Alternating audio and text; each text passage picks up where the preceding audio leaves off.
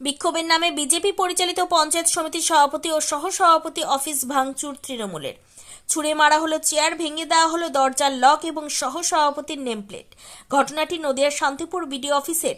জানা যায়, গত সোমবার শান্তিপুর বিডিওর বিরুদ্ধে স্বজন পোষণ এবং শাসক দলের হয়ে কাজ করার অভিযোগ তুলে দীর্ঘক্ষণ অবস্থান বিক্ষোভ পালন করে বিজেপি। বিডিওকে আটকে রেখে ঘন্টার পর ঘন্টা অবস্থান বিক্ষোভ চালায় বিজেপি। পাশাপাশি পুরস্কার হিসেবে তৃণমূলের প্রতীক চিহ্ন তুলে দেওয়া হয় বিডিওর হাতে। মূলত সরকারি আধিকারিককে কেন এইভাবে হেনস্থা করা হলেও তার প্রতিবাদে আজ বিডিওর সামনে প্রতিবাদ বিক্ষোভ পালন করে তৃণমূল। সেখানে দেখা যায়, যখন বিজেপি পরিচালিত পঞ্চায়েত সমিতির সভাপতি নৃপেন মণ্ডল যখন অফিসে ঢোকে, তখনই আচমকা অফিস ঘরে ঢুকে পড়ে তৃণমূল নেতাকর্মীরা।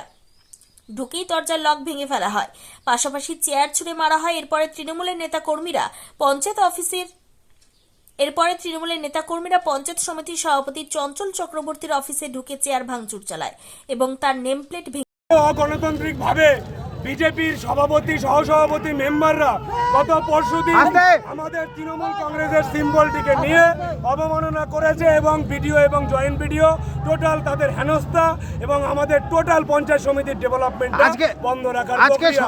তারই প্রতিবাদে আমরা আমাদের নেত্রী মমতা বন্দ্যোপাধ্যায়ের আদর্শকে সামনে রেখে আমরা আজকে শান্তিপুর পঞ্চায়েত সমিতিতে আপামর শান্তিপুরবাসীর মামাটি মানুষের পরিষেবা যাতে সচল থাকে, আগামী দিনে বিজেপির গুন্ডামি এবং বিজেপির প্রতিরোধটা যাতে মাথাচাড়া দিয়ে না উঠতে পারে, তার জন্য আজকে আমাদের সভাপতি সহকারী সভাপতি এসেছেন। দেখুন, সমাজের কিছু উচ্ছৃঙ্খল মানুষ আছে, যেটা হচ্ছে তৃণমূলের দলের সঙ্গে যুক্ত রয়েছে এবং তৃণমূল এটা মদত দিয়ে থাকে। একটা অফিসে এসে একজনকে হেনস্থা করা, তার ঘর ভাঙচুর করা, আপনি দেখতে পাবেন আমার ঘরের ওই লকটা ভেঙে দিয়ে গিয়েছে। আপনারা ক্যামেরাটা ঘুরিয়ে দেখাতে পারেন, ওই লকটা ভেঙে দিয়ে গিয়েছে। আমার টেবিলটাকে চাপড়ানো হয়েছে, চেয়ার ছুঁড়ে, হ্যাঁ, এবং এই চেয়ারগুলোকে এলোমেলো করে দিয়ে চেয়ার ছুঁড়ে ফেলে দিয়েছে। এটা মানুষের কাজ নয়, এটা তৃণমূলের একটা কালচার। ওদের কালচার ওরা তো করবে। তৃণমূল যেটা জানাচ্ছে বিজেপির অন্দরের লোকরা এসব করেছে, তৃণমূল করেনি। মানে চেয়ার ছোড়া আপনারাই লোক ফিটিং করে রেখেছেন? না, আমার বিজেপির কেউ ছিল না।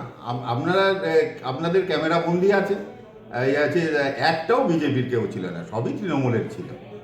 এই বিষয়ে কি আপনি প্রশাসনের দ্বারস্থ হবেন? আমি হতে পারি, আমি তো হবই, যেহেতু আমার ঘরের ভাঙচুর করা হয়েছে। আমি পাল্টা আপনি দেখলাম জয় শ্রীরাম স্লোগান দিলেন। তার কারণ হচ্ছে এরা জয় বাংলা জয় বাংলা বলছে।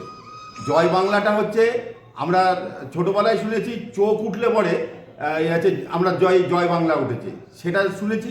আর এটা বাংলাদেশের স্লোগান, এটা আমাদের ভারতবর্ষের স্লোগান না। আমরা বাংলাদেশের স্লোগান কেন শুনবো? তার পরিপ্রেক্ষিতে আমি জয় শ্রীরাম তাদেরকে শুনিয়েছি, যেহেতু তাদেরকে ঈশ্বরের নাম দিয়ে তাদেরকে বুঝিয়ে দেওয়া বা তাদের কানে পৌঁছানো, তোমরা ঈশ্বরমুখী হও, তোমরা এই জয় বাংলাদেশের স্লোগান নিয়ে তোমরা এটা করো না। এটা ভারতবর্ষকে অপমান করা হয়। আপনার নাম? আমার নাম নৃপেন মণ্ডল, শান্তিপুর পঞ্চায়েত সমিতির সভাপতি।